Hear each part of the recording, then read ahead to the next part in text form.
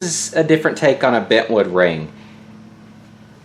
I'm using a Mappa, not sure how to pronounce it, Burl, and it's like 1/164th of an inch or so.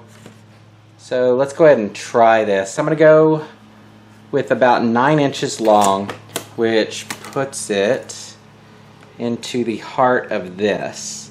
I might actually bring it to 10 inches just to go ahead to about 10 inches just so I can pick up all of the burl. And I'm going to go about 2 inches wide so I can allow myself to make probably 3 rings, or at least 2 rings at one time with this. So let's go ahead and get this started.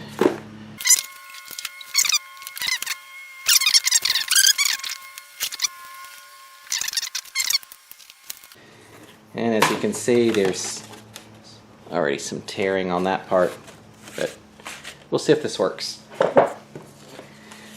Alright, so we have this strip, and we're going to drop this in hot water, and it should start curling up on its own. So we'll go ahead and drop this in.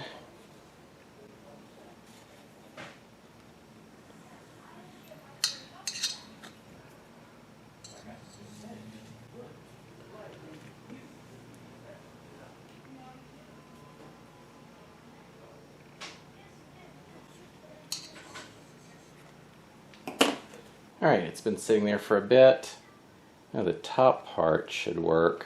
This might need a bit more time. Let's go ahead and try it. This is just a piece of plastic. I'm just going to wind the wood on that.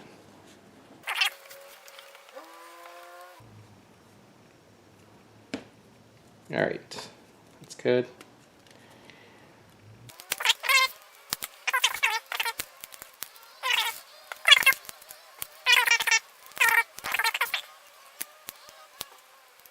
Alright, so I'm just going to let this dry, and then we'll go on to the next. Alright, so it's dried, and I dried it in the dehydrator just to make it go a little faster. Pull these off. As you can see, it stays in a nice little coil right there. And pull that off. I hope to not have to do it again. I might have to do it again since I'm actually going to be winding it on something quite a bit thinner. Still a little damp, so that should let me do it. This is a 5/8 of an inch plastic rod, so that's 0.625 inches, which comes out to, if I use my handy dandy international ring size thing here, comes out to about a size 5 1/8 in the US. So I won't be going anywhere near that size. I'm actually going to be going more into the 9 range. But I have to be able to trim some down, so we'll start with this, and it should add enough to actually make this work. If not, there'll be smaller rings. So I'm going to go ahead and put this on here, see if I'm going to be able to fold this before I get started. Alright, some 120 grit sandpaper here. All I'm going to do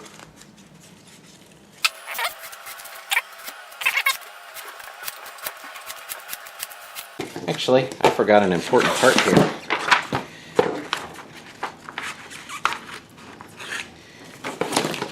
Need to put something to protect the plastic, or you will never be using it again. And then start applying a thin CA along that seam. And I'll do it this time by adding more CA to make sure I'm getting a nice tight wrap.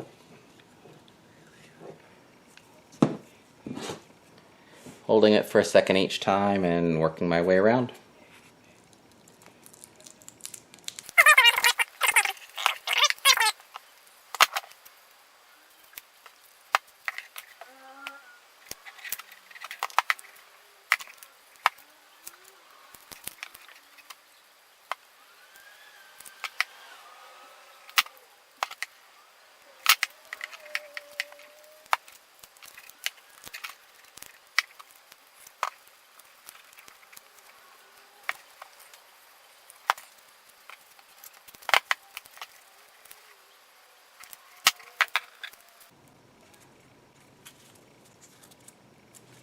Alright, so I've got that finished. Okay, for this I'm going to go ahead and epoxy pot this. This might be a bad idea, but we're going to see what happens. I'd considered just doing this as a regular ring, then coming in and filling and then sanding it down, but since there are gaps in between, I think I like the idea of potting it in epoxy and then turning it back into a ring.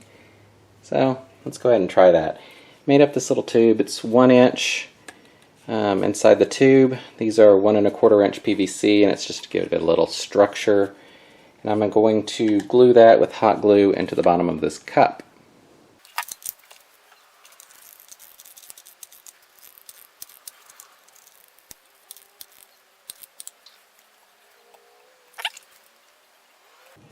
I'm going to make up 2 different colors of epoxy, just kind of let it pour in. And this is quite a bit taller than the ring blank, and that's so that when I vacuum it out, it hopefully stays in the column and then just settles back down. We'll see. Alright, so I'm going to drop this in, and it should slide down. I did measure it. It should be correct. And of course it's going to be a struggle. There we go. Find something to poke that down with. So that's all the way to the bottom. And then let's mix up some epoxy.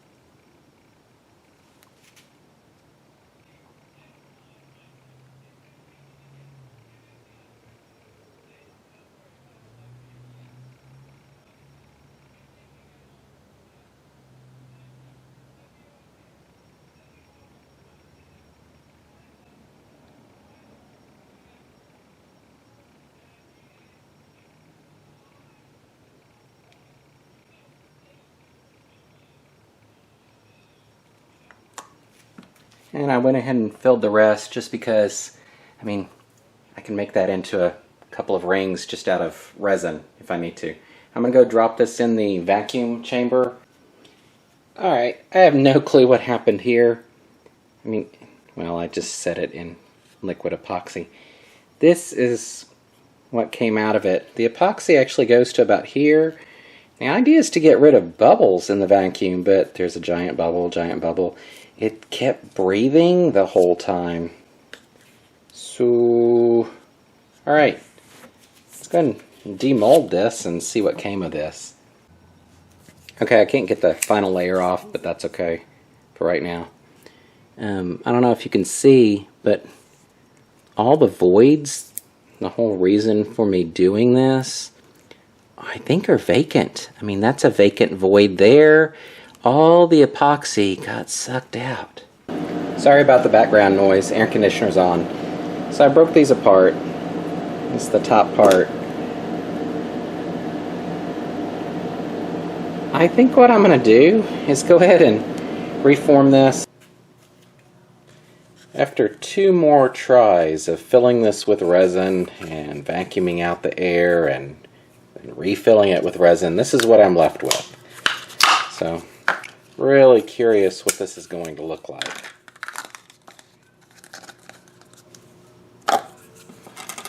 Let's go ahead and open this up.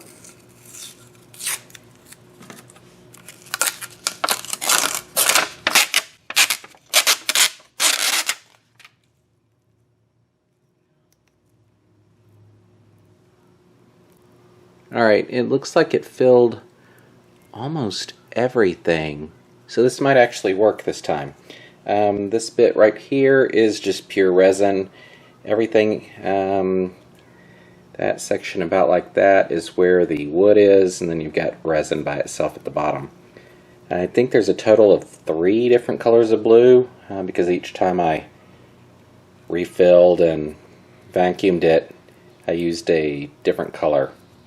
So let's see how this turns out. So I have it on the lathe and I start taking the surface down until I get down to just the wood.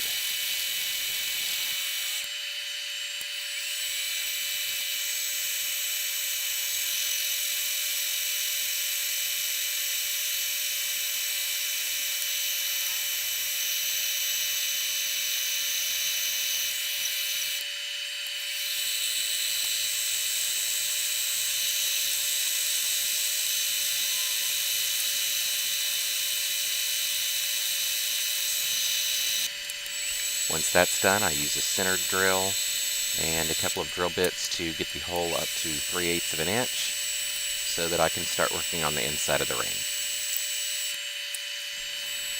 Once that's taken care of, I use a parting tool to get rid of the excess epoxy. Then I switch to a boring tool to start boring out the inside of the ring to the ring size that I'm looking for. And I'm looking for about 2 to 4 different sizes in total for this.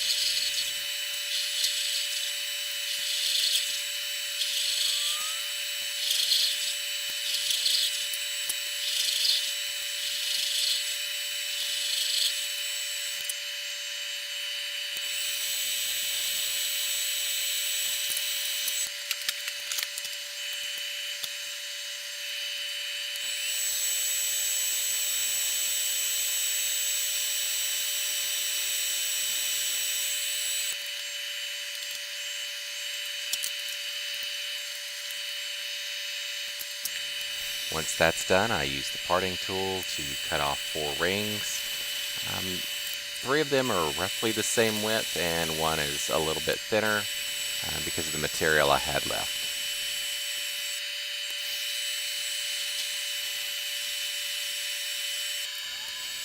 I start sanding the inside of the rings and I work from 150 to 240, 400, 600, and 1200 grit. To get the inside into a comfort fit. Add some CA glue and then switch it over to the other side and start doing the same thing to that side to make sure that it has a nice comfort fit to be able to easily slip on your finger. Add some CA glue to that and buff that down, and I've got the inside finished.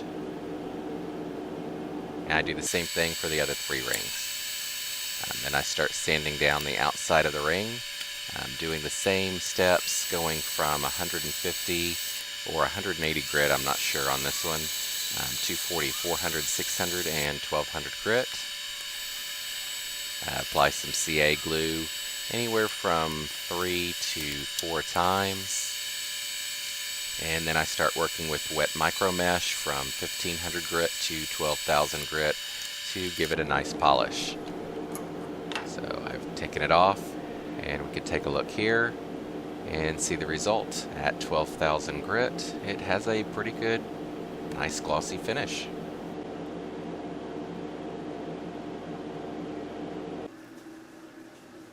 Alright, final thoughts. Am I absolutely thrilled? No. I'm happy with quite a few of them. This one came out really nice, I think.